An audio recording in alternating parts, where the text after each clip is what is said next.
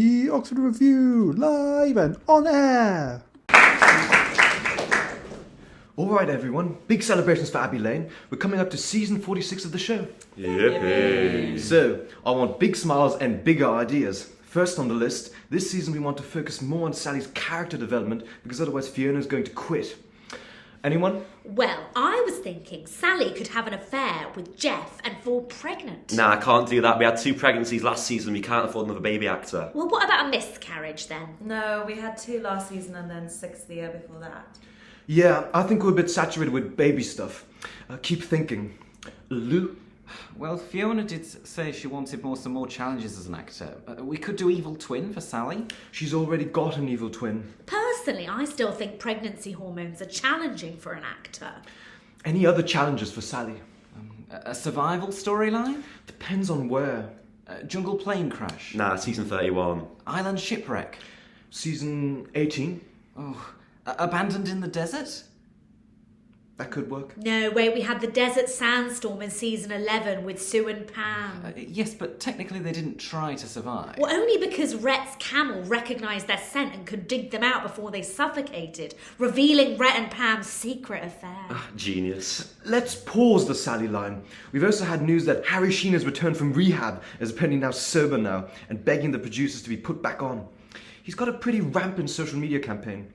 But we killed Norbert 5 seasons ago. Yes, but we can reverse the debt. He was shot in the face, mauled by a tiger and thrown off a cliff. But we didn't find the body. The cliff had a waterfall. An escape route. Filled with piranhas. Miraculous. They found the remains of the hand. Ah, shit. I forgot the hand. Makeup could make it look like he got a new robotic one. Yes! Thanks, Matt. These are the kind of suggestions I'm looking for. Yeah, like, maybe the waterfall led to a secret cave of a crazy professor who built his hand and he's only just escaped from the cave. This is perfect. Hold on. We've had the prosthetic professor story in season 2. Nobody can remember anything from season 2. You know how the viewers get. Fuck! Okay, anyone? Anything? I've got it. We don't have to pretend he survived the death. We just make him come back as a ghost. Shania season 21. Ah, that's it. There's nothing left. We've exhausted all the options. Honestly, at this point, the only story that hasn't happened would mean that Norbert had to be shot in the face, mauled by a tiger, thrown off a cliff into a piranha-infested waterfall, lost his hand, only to then be abducted by aliens who possess his soul and take him back in time and put him back into his body until he wakes up and figures out all of this season has been a dream masterminded by a demon-possessed Sally. Excellent! Finally! Hold on. Oh, I hate to say this, Talia. No, Joyce, you can't be serious. I'm afraid I can. No. Jennifer, season 7. No! Oh my god! What will happen to Talia next? Will they ever figure out what to do with Sally? Will Norbert stay sober? Find out next week on The Writer's Room.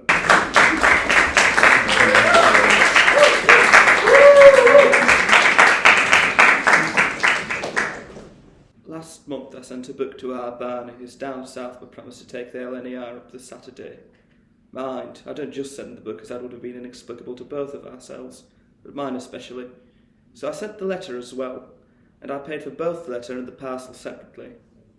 It always pays to be honest with this sort of thing, especially nowadays. They always find out in the end.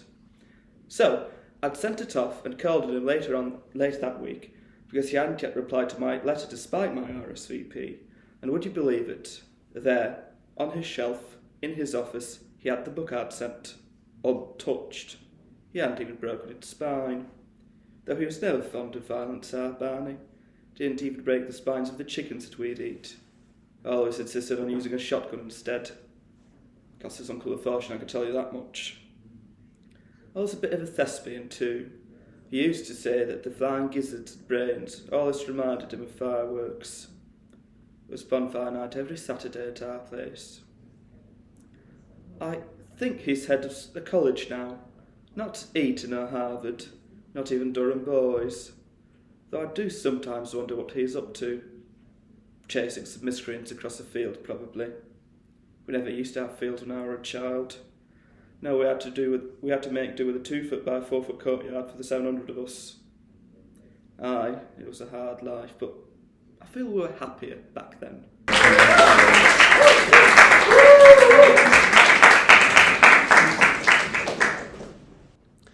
This is the BBC, taking the piss out of the Archers since 1951. Next up on Radio 4, from 1942, the unaired pilot of Desert Island Discs. Hello and welcome to Desert Island Discs. I am Roy Plumley. This week our castaway is esteemed author, playwright, mathematician, amateur astronomer and chemist Edith Piven, known for her contributions to the Oxford English Dictionary and government policy. Welcome. Thank you for having me, Roy. Now, can you tell us about your first track? Track? Yes. I think I may have misread the instructions for the show. How come? I didn't choose any music tracks. No, audiobook would be fine too. I'm sure they would. I didn't pick any of those either. Lectures are fine. Even John Cage's 4 minutes 33 seconds of silence could be an option. Yes, they all sound great. The thing is, I read an extra S in the title. Stupid telegrams. So you're telling me we have cast you away to a Desert Island Discs and you have chosen to accompany you 8 different puddings? I read it as Dessert Island Discs, so I chose a sticky toffee pudding, a Bakewell tart, 3 eclairs, 2 scoops of ice cream, and a tangerine. Yes, the discs bit was a bit unusual, but let's face it, it is Radio 4. Didn't you think it was odd that we also asked for a book and a luxury? Not really. I chose Nigella Lawson's Domestic Goddess and a fan oven. Not a fan of a microwave, then? F you. We interrupt this programme to bring you some breaking news. An island full of celebrities previously assumed dead has been discovered off the coast of the island of Jersey. The celebrities had on their persons 8 music tracks each, a copy of the Bible, the complete works of Shakespeare, and assorted books and luxuries. The BBC have been approached for comment. And now back to your scheduled programme. This is the police! You're under arrest! Ah! This is the BBC, speaking with posh RP until regional accents became popular.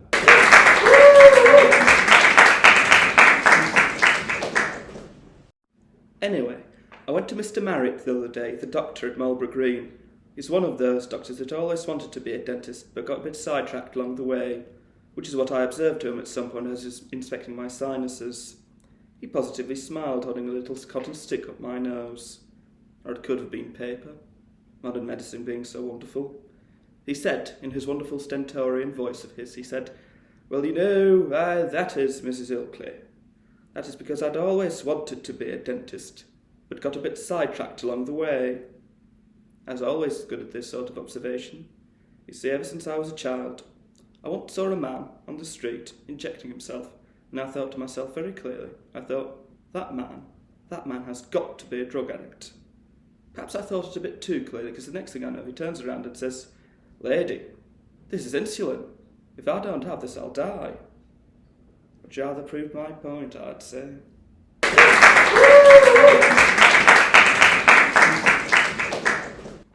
Jake Picture is a media expert and aspiring entrepreneur.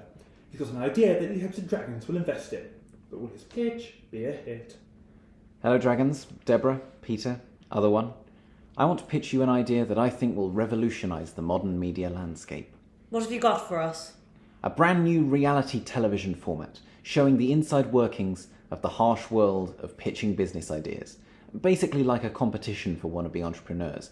People with ideas would come into this huge boardroom with these tough-looking, cold-hearted investors sitting ominously at one end, and they'd try to pitch them business ideas in the hope that they'd invest in them. To be honest, Jake, I'm unconvinced. I don't see the need for this. Look, take me for example. I've been an entrepreneur now for almost 15 years, but even I struggle to find opportunities to attract investors.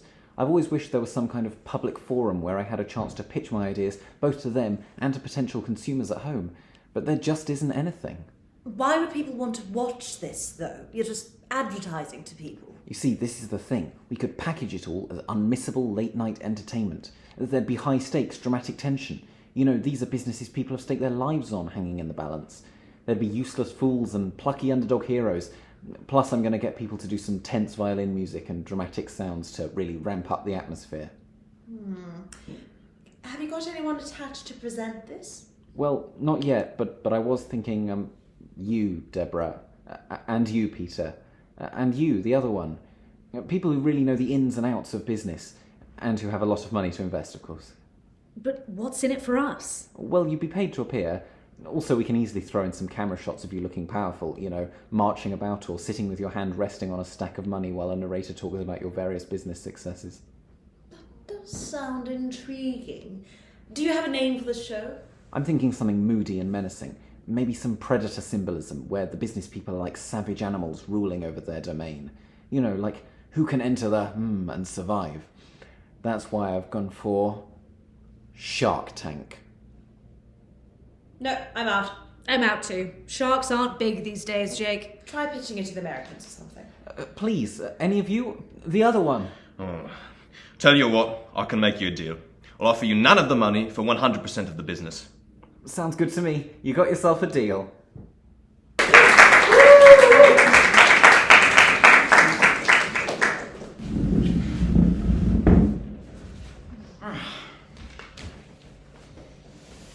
You see, I never wanted to be a comedian. Cockroach. That's what I wanted to be. But no. At the tender age of 7, my mother, my dear mother, very strong Russian lady, grew up on the coast of the Volga River near Vladivostok. She told me, Jack, for that's my name, you see. Jack. It would have been quite weird had she called me another name, like Felix or Gregor. Actually, Gregor would have been quite a nice name for a cockroach. But no. She said, Jack, your father and I, we've been talking and, I know you got your heart set on being a cockroach and helping people and the like, but it's high time you finally knew the truth. And I said, what is it, mother? For that's all I knew her as, and it wasn't until many years later I found that she had a name other than mother. In fact, that is actually quite an amusing story in itself. My brother came running up the stairs one day and he burst into my room and he told me, brother, for this is what we call one another, we call one another brother. He said to me, brother, mother has a name other than mother? That cannot be true, I exclaimed. Mother is mother and father is father. Mother has no other name than mother. It's true, he replied. Mother's other name is Barbara.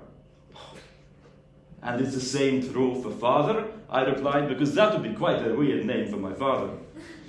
But no, just for my mother, who is called Barbara. Anyway, I digress. My mother, she sat me down and she told me that I needed to know the truth. And I asked what that was. A statement of factual correctness is what she replied. She's a very literal woman, is my mother. You need to know that there's a curse upon this family. A curse? I exclaimed. Of what proportions, of what magnitude, of what eminence? You see, I was a very pretentious child, so I knew all these big words when I was 7 years old. She told me, shut up, soothed my mother, whose name is Barbara. This curse runs in both your father's and my family, and as such it's been passed down to you. Oh, I replied. So it is a recessive trait, meaning in order for me to inherit it, both gametes must contain the requisite cursed alleles. Like I said, very pretentious child, and I considered myself an expert in burgeoning fields like Mendelian genetics and agricultural economics. But my mother did not let that stop her, and she continued with her own monologue. This curse is passed down through generations, and now it falls to you. It's a curse that's haunted us for so long. Why my younger brother is not inflicted with this curse, I have no idea, but I had to ask her, Mother, whose name is Barbara, what is the nature of this curse? And she said, the curse is nature, by which she meant the nature of the curse, is one that has haunted us for decades, nay, centuries, nay, millennia. She was saying nay millennia because she was a very pretentious and precocious mother as well. But by this point I realized if I kept interrupting, I would not have time to practice my cockroach routine that night, so I stayed silent. Anyway, she rambled on, I kind of zoned out, and she told me, "That's why you have to become a comedian." "Any questions?" she asked. I had to think quickly as I realized that my internal monologuing had drowned out the sound of my own mother, even if her name was Barbara. So I just said to her, just like that, as many 7-year-olds do, because I was very upset at not being a cockroach, and that was the last day I saw my mother. Because she and my father put me in a shipping container, FedExed me to boarding school, St. Gurna's School if you're curious, for little pretentious boys who did not listen to their mothers. It was a harsh school with harsh masters, harsh sandpaper, harsh lighting, which made taking photos quite difficult. And I kept getting detentions. It was my 3rd or 4th detention in a row, for on top of not listening to my mother, I did not listen to my masters. Something to do with people called Barbara, I think. I just hate people called Barbara. If I were to take a guess as to the reason, which I just did. So there I was in this old hall for detention, trying to get Tom Willings from Form 3 to paint me with an extra pair of limbs and a brown exoskeleton. Actually, to be honest, Old Hall is a misnomer. It was a cellar room of the crypt, 2 stories below ground level, with no natural light. Willings he actually had to paint by coal-powered lamps in a room with slowly filling up water from an unknown and mysterious source. You know, I had a sinking feeling about it. Oh, no one's listening to me.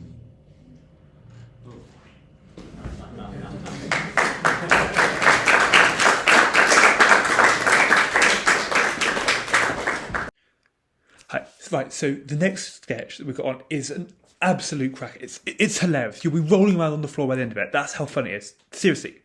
I guess not seriously. Ridiculously. You will absolutely love it. It's my absolute favourite. I mean, I may be a little biased.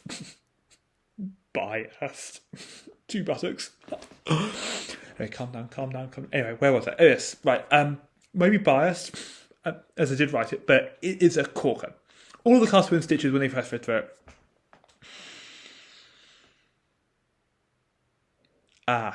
Right. I see what I may have done here. Right. Apparently me doing this has put too much pressure on the next sketch to be funny, and so we have unfortunately had to cut it. But this means that the sketch after that has now become the next sketch, and so that has to be cut as well. And the sketch after that, and the one after that, and the one after that. We could, I suppose, improvise a quick sketch, but you'll all know that's fake now, rendering that actively useless. So I guess this is the end. Good night.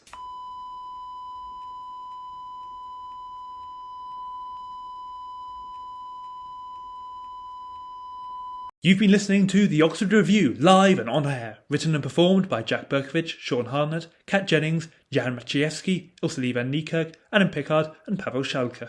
It was directed and produced by Jack Berkovich for the Oxford Revue.